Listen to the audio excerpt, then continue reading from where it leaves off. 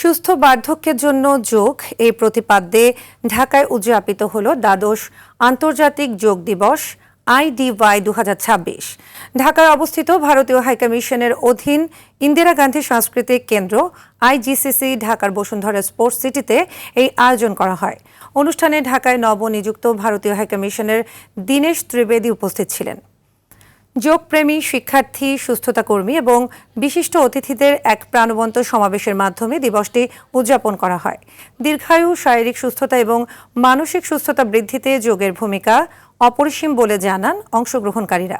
প্রতি বছর 21 জুন পালিত আন্তর্জাতিক যোগ দিবসটি যোগকে উদযাপন করে, যা ভারতে উদ্ভূত হয়েছিল এবং শারীরিক, মানসিক ও আধ্যাত্মিক সুস্থতা বৃদ্ধিতে বিশ্বব্যাপী স্বীকৃতি লাভ করে। সারা শরীরের জন্য এটা একটা বিরাট একটা মহৌষধ। এটা করলে ভালো থাকবেই।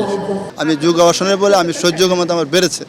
স্বাস্থ্যকর হেলথ, যেটা দুইটার একটা কম্বিনেশন। প্রত্যেক দিনের কাজকর্মের মধ্যে সবচেয়ে বড় বৈরী যে উপাদান, সেটি হচ্ছে স্ট্রেস। এই যে স্ট্রেসটা আপনি যদি কন্ট্রোল করতে চান, আপনার শ্বাস প্রশ্বাসকে কন্ট্রোল করতে হবে, আপনার মনকে কন্ট্রোল করতে হবে।